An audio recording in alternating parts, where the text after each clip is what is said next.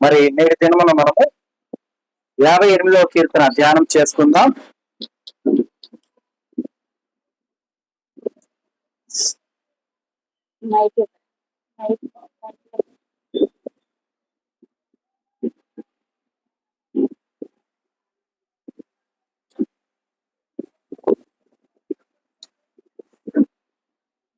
అధిపతులారా, మీరు నీతిని అనుసరించి మాట్లాడుతున్నది నిజమా?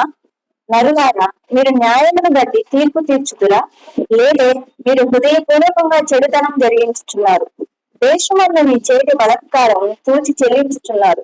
తల్లి కడుపును పుట్టినది మొదలుకొని భక్తిహీనులు విపరీత బుద్ధి కలిగి ఎదురు. పుట్టిన తోటనే అబద్ధములాడుచు తప్పిపోదు. వారి విషయము నాగపాము విషయము వంటిది. మాంత్రికులు ఎంత నేర్పుగా మంత్రించినో వారి స్వరం తనకు వినపడకుండానట్లు చెవి మూసుకున్నట్టు చెవిటి పాము వారి వారున్నారు. దేవా, వారి నోటి పండ్లను విరగొట్టుము. యెహోవా, కొదమ సింహముల పొదలను ఓడగొట్టుము. పారి నీళ్ల వల్ల వారు గతించిపోవురు. అతడు తన బాణములను సంధింపగా అది తునకలైపోవు. వారు కరిగిపోయిన నత్తవలే నుందురు. సూర్యుని చూడని గర్భస్రావములే నుందురు. మీ కుండలకు ముళ్ళ కంపల సెగ తగలకు మునిపే అది పచ్చిదైనను ఉడికినదైనను అయినా దానిని ఎగరగొట్టుచున్నాడు. ప్రతిదండన కలుగుగా నీతిమంతులు చూసి సంతోషించుదురు. భక్తిహీనుల రక్తంలో వారు తమ పాదములను కడుక్కొందురు. కావున నిశ్చయముగా నీతిమంతులకు ఫలం కలుగుననియు, నిశ్చయముగా న్యాయము తీర్పు తీర్చి దేవుడు లోకంలో ఉన్నాడని మనుషులు ఒప్పుకుందురు. యొక్క 58వ కీర్తన అంతా కూడా మనం ఎలా ఉండాలి అనే దాని గురించి వివరిస్తుంది. అంటే నీతిని అనుసరించి నడుచుకున్న ఎడల ఏ రీతిగా ఉంటారు, ఆ రీతిగా నడుచుకోకుండా ఇష్టానుసారంగా జీవిస్తే ఏ విధంగా ఉంటుంది అనేటటువంటి విధానాన్ని కీర్తనాకారుడు వివరించినటువంటి విధం అన్నమాట. చదువుతాను చూడమ్మా. అధిపతులారా, మీరు నీతిని అనుసరించి మాట్లాడుదురన్నది నిజమా? నరులారా, మీరు న్యాయమును బట్టి తీర్పు తీర్చుదురా? రెండు విషయాలను మనం గమనిస్తే గనుక, అధిపతులారా, అధిపతులు అంటే ఎవరమ్మా? ఈ లోకములో అధికారం కలిగినటువంటి వారు. వారు నిజంగా నీతిని అనుసరించే మాట్లాడుతుంటారా? మనం ఏదన్నా కష్టం కలిగి పోలీస్ స్టేషన్కి వెళ్ళాము, నీ వైపు న్యాయం ఉంటది, కానీ అవతల వారి వైపు ఉన్నటువంటి ఆ డబ్బుకి లోబడిపోయి వారికి అనుకూలంగా మాట్లాడే వారు లేరు అధికారులు. నీతిని అనుసరించి నడుచుకునే వారు కొందరైతే, నీతిని కాకుండా ద్రవ్యము అనుసరించి నడుచుకునేటటువంటి వారు అనేకులు ఉన్నారు.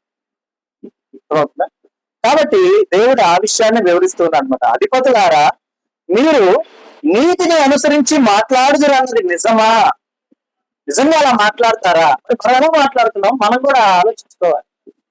ఎందుకంటే మనం అనుకోవచ్చు, అలా మాకేం ఉద్యోగం ఉందన్న, మేమెక్కడ అధికారులు అన్నారు. కానీ దేవుని నమ్మిన ప్రతి బిడ్డ కూడా అధికారి. మన ప్రార్థన చేస్తాం, యేసయ్య నాకు ఇచ్చిన అధికారాన్ని బట్టి నిన్ను గర్దిస్తున్నా అంటాం. విశ్వాసులు కూడా ఆ ప్రార్థన చేస్తున్నారు లేదా? సేవకులు చేస్తున్నారు ఆ ప్రార్థన, విశ్వాసులు కూడా చేసుకుంటున్నారుగా. కష్టం కలిగినప్పుడు, అపవాది శోధన కలిగినప్పుడు వారు కూడా ఏమైనా ప్రార్థన చేస్తున్నారు? యేసయ్య వల్ల నాకు కలిగిన అధికారాన్ని బట్టి నిన్ను గర్దిస్తున్నా, విడిచి వెళ్ళిపో అంటున్నారు. అని మీరు అధికారులు కాదా? మరి మనము అధిపతులుగా మనం ఉంటూ ఉండగా మనం ఎలా మాట్లాడాలి? నీతిని అనుసరించి మాట్లాడాలా. ఇప్పుడు మనకు ఒకరి గురించి ఒకరు చెప్పినప్పుడు వెంటనే మనం జడ్జి చేసేయకూడదు. వారు ఏ పరిస్థితులు అలా చేసి ఉన్నారో మనకు తెలుసా? మనకు తెలియదు. కానీ మనం ఏం చేస్తాం? ఒకవైపే ఆలోచిస్తాం. అర్థమైందా? రెండో వైపు చూడాలా. ఎందుకంటే ఒకసారి మనం మాట్లాడుకున్నాం, ఒక కాయిన్కి రెండు వైపులా ఉంటుంది. ఏముంటుంది? ఒకవైపు బొమ్మ ఉంటే మరోవైపు ఏముంటుందమ్మా? ఆ యొక్క విలువ ఉంటుంది. అవునా? అంటే ఒకవైపు విశిష్టత, అంటే అది ఏ దేశానికి సంబంధించింది, మరోవైపు దాని విలువ. ఇవి రెండింటిని చూస్తే మనం న్యాయంగా చెప్పగలం. ఇప్పుడు మనకి 3 సింహాలు బొమ్మ కనపడిందని ఒక కాయిన్ మనకి ఎవరు దూరంగా చూపించారు, అది 2 రూపాయలు అంటే సరిపోయిద్దా? ఆ కాయిన్ ఇచ్చిన వ్యక్తి చెప్తూ ఉన్నాడు, అరే నేను ఇచ్చింది రూపాయి, లేదంటే నేను ఇచ్చింది 5 రూపాయలు, కానీ నువ్వు 2 రూపాయలు నాకు దూరంగా చూపిస్తున్నావు. అతను ఏమంటాడు? అది 2 రూపాయలనే అంటూ ఉన్నాడు. ఇది అన్యాయం అంట. నీవు అప్పుడు ఏం చేయాలి? రెండో వైపు చూడాలి. అర్థమవుతుందా? నీతిని అనుసరించి నడుచుకోవటము అంటే, నీతిని అనుసరించి మాట్లాడటము అంటే అర్థం ఏంటంటే, ఒక విషయాన్ని అనేకమైన కోణాల్లో ఆలోచించి, విశదీకరించి, తర్కించి చెప్పేటటువంటి మాట అయి ఉండాలి. మరి ఏది తోస్తే అది కాదు, ఆ సమయానికి ఏదనిపిస్తే అది కాదు. అర్థమవుతుందా? కాబట్టి ఆలోచించాలా, ఆలోచించి మాట్లాడాలా. అందుకనే దేవుడు అంటూ ఉన్నాడు, అధిపతులారా మీరు నీతిని అనుసరించి మాట్లాడుతున్నది నిజమా? నిజంగా అలా మాట్లాడుతున్నారా? నరులారా మీరు న్యాయం బట్టి తీర్పు తీర్చుదురా. మరలా నరులు అంటే మనమే. న్యాయం బట్టి తీర్పు తీరుస్తున్నామా? తీర్పు తీరుస్తున్నామా? లేదు. అది సింపుల్ థింగ్. ఎట్లా అంటే, ఒక బైక్ మీద వెళ్తున్నటువంటి అతను ఉన్నాడు.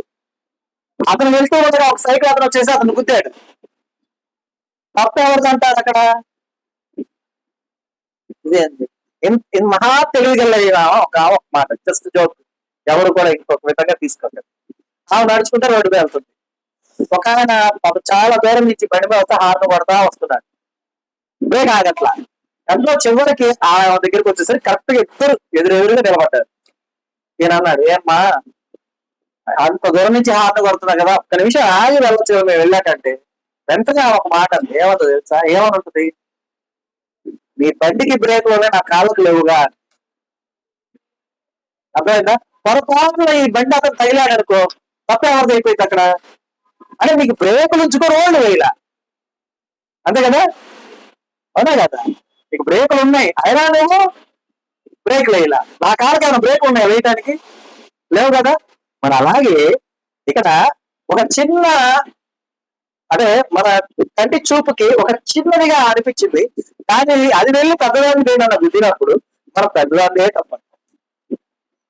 అర్థమైనా? పైకి వెళ్ళి కారుని గుద్దితే కారు వాళ్ళకి తప్పండి, కారు వెళ్ళి బస్సును గుద్దితే బస్సు వాళ్ళకి తప్పండి. ఇదేంటో మరి విచిత్రం ఏమా? ఒక బస్సు, ఒక లారీయో, ఒక కారు వెళ్ళి ట్రైన్ గుద్దితే ట్రైన్ తప్పని ఎవరంటారు? అదేంటి? ఇది అన్యాయం కాదు? అది అంత పెద్దది కదా. కానీ అక్కడ ఏమంటాం?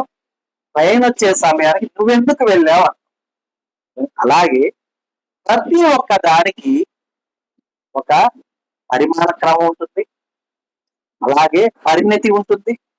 ఆ యొక్క సమస్త విధానాన్ని మనం ముందుగా ఆలోచించాలా, పరిశీలించాలి. వెంటనే ఒక మాట అనేది గుర్తుపెట్టుకోండి. ఎందుకంటే ఇలాగా మనం తొందరపడి మాట్లాడే మాటల వల్ల మనం ఎవరు దూషించరు.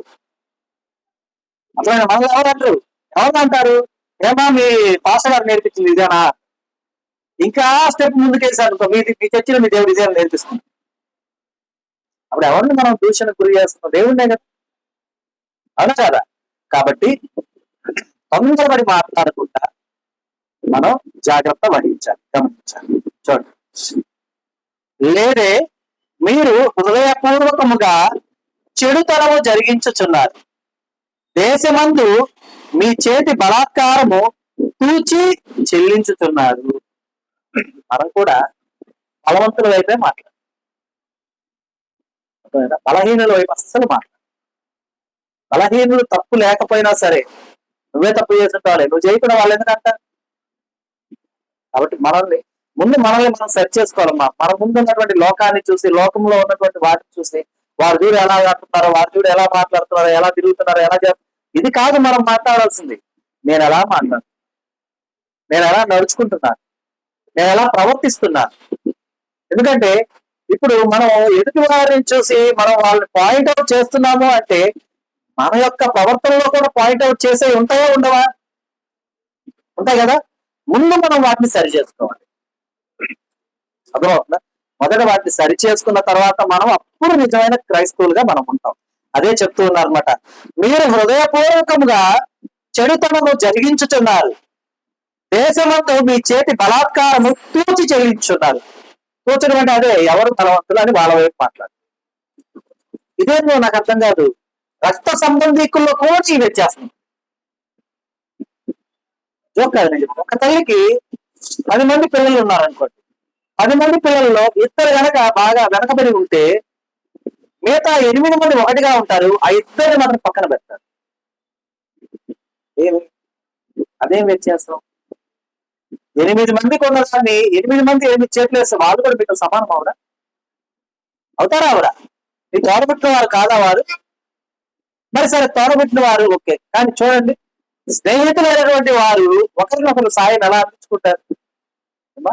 అందించుకుంటారు కదా. ఈ స్నేహం అంటే ఇక్కడ నా ఉద్దేశం ఏంటి అంటే, ప్రేమతో, అంటే దేవుడు మనల్ని ఏం చెప్పాడు? ఇందువల్ల మీ పొరుగు వారిని ప్రేమించమన్నాడు. ఆ రీతిగా మనము ప్రేమతో మన స్నేహం అనేటటువంటి దాన్ని మనం ఉంచితే కనుక, చూడండి, ఇద్దరు వెళ్ళి ఒక చాక్లెట్ కొనుక్కొచ్చుకున్నారు, ఇంకొకటి దగ్గర చాక్లెట్.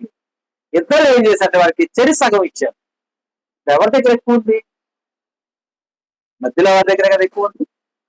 ఇక్కడ మధ్యలో వారి దగ్గర ఎక్కువ ఉన్న అది వాడి సొంతమా? కాదు కదా. ఇప్పుడు ఆ మధ్యలో వారి దగ్గర ఏమీ లేకపోయినా కూడా ముందు, కానీ స్నేహితులు అనేటటువంటి వారు కలిసినందువలన ఈ ముగ్గురు సమానులు అయ్యారా లేదా? కానీ స్నేహితులు ఏం చేశారు? అరే, నేను సగం ఇచ్చి నువ్వు సగం ఇస్తే వాడి దగ్గర ఒకటి ఉంటుందిరా, కాబట్టి నువ్వు కొంచెం నేను కొంచెం అనుకున్నారా? అరే, నా దగ్గర ఉన్న దాంట్లో సగం నీది, అలాగే అవతల వాడు నా దగ్గర ఉన్న దాంట్లో సగం నీది. నువ్వు గొప్పగా ఉండాలని ఆలోచించారు కానీ నువ్వు తక్కువగా ఉండాలని ఆలోచించలేదుగా. మరి ఈ పరిమితి ఎందుకని మన రక్త సంబంధికుల్లో ఉండట్లేదు?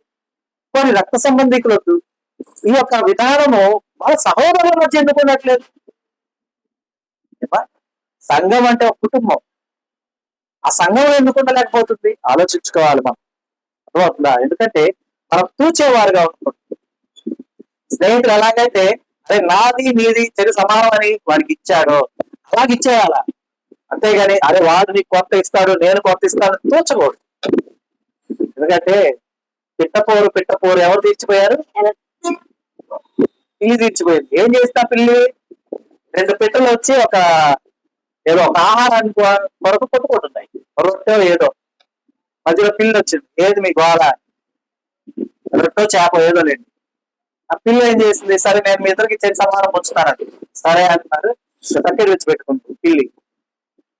ఒకవైపు ఎక్కువ వేసి ఒకవైపు తక్కువ వేసింది. అప్పుడు ఏమైంది?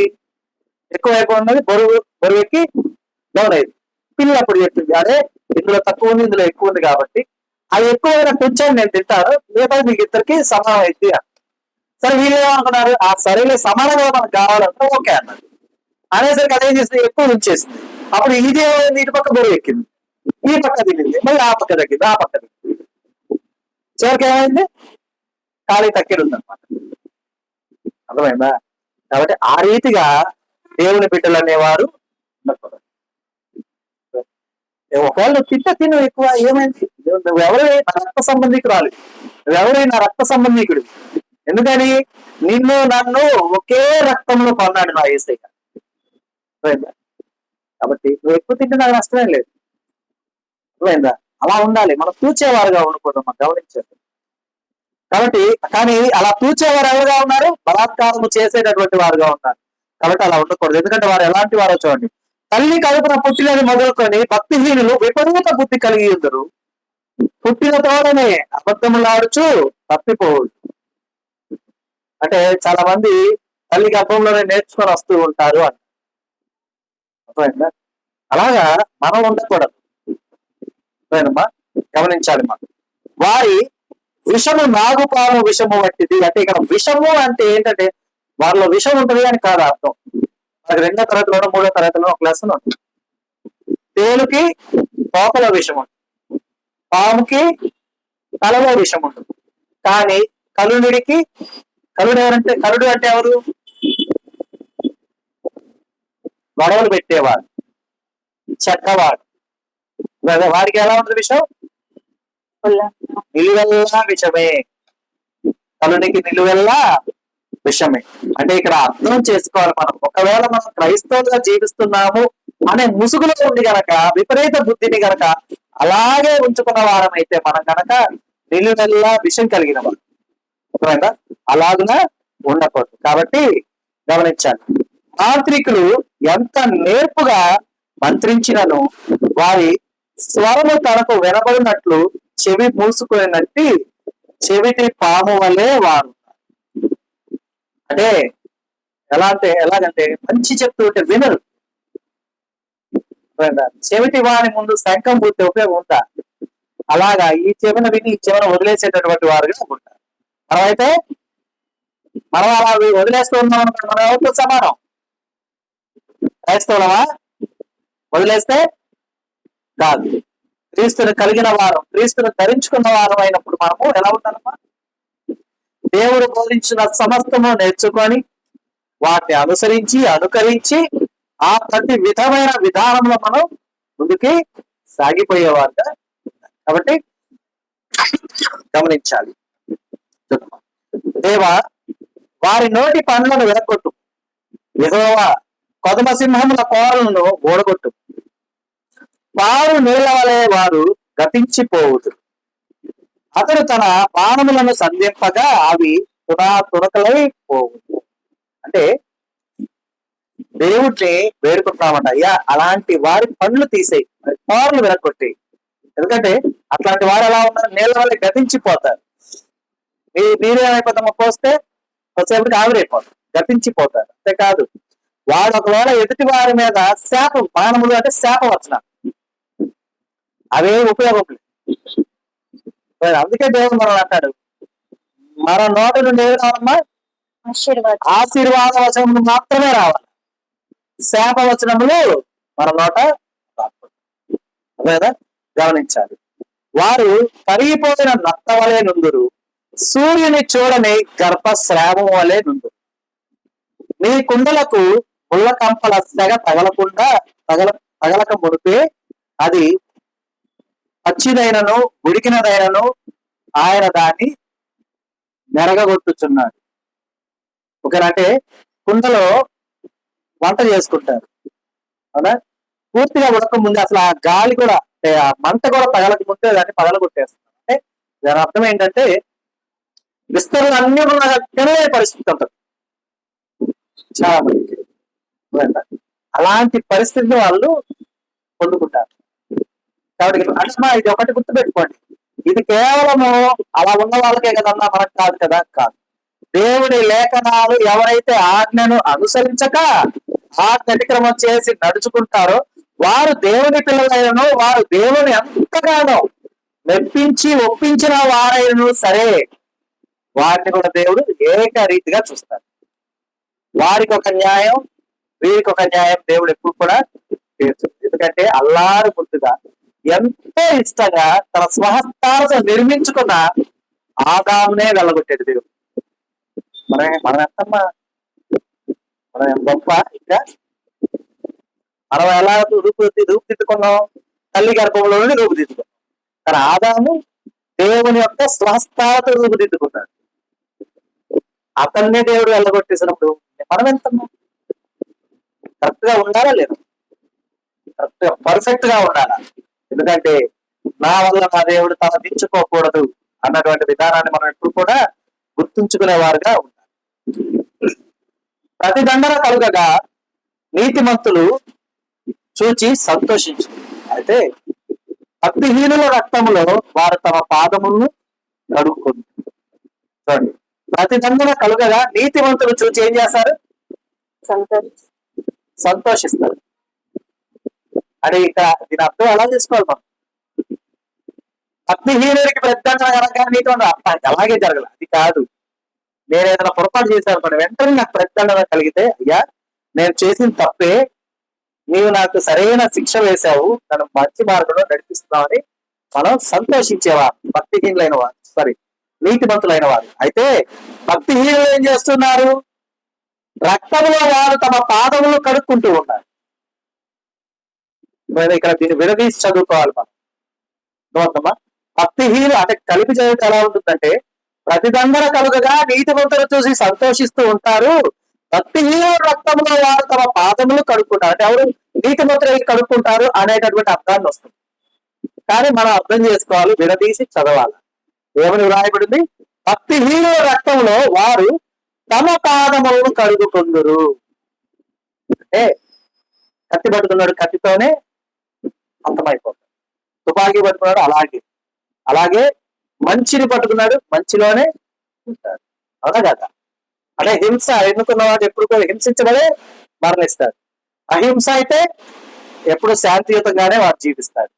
ఆ రీతిగా అనమాట. అంటే నీతిమంతులు ఒకవేళ గమకన తప్పటడుగు వేస్తే వారికి ఏదైనా ప్రతిదండన కలిగితే దాన్ని చూసి సంతోషించి సరి చేసుకుంటాడు. కానీ భక్తిహీనుడు ఏం చేస్తాడు? దాన్ని ఒప్పుకోడు. ఒప్పుకోనప్పుడు ఏమవుతుంది? వాడి దేహం చంద్రమవుతుంది, రక్తం శ్రావణమైంది. ఆ రక్తంలోనే వాడి పాదములు వాడు కడుక్కునే విధంగా అవుతాడు.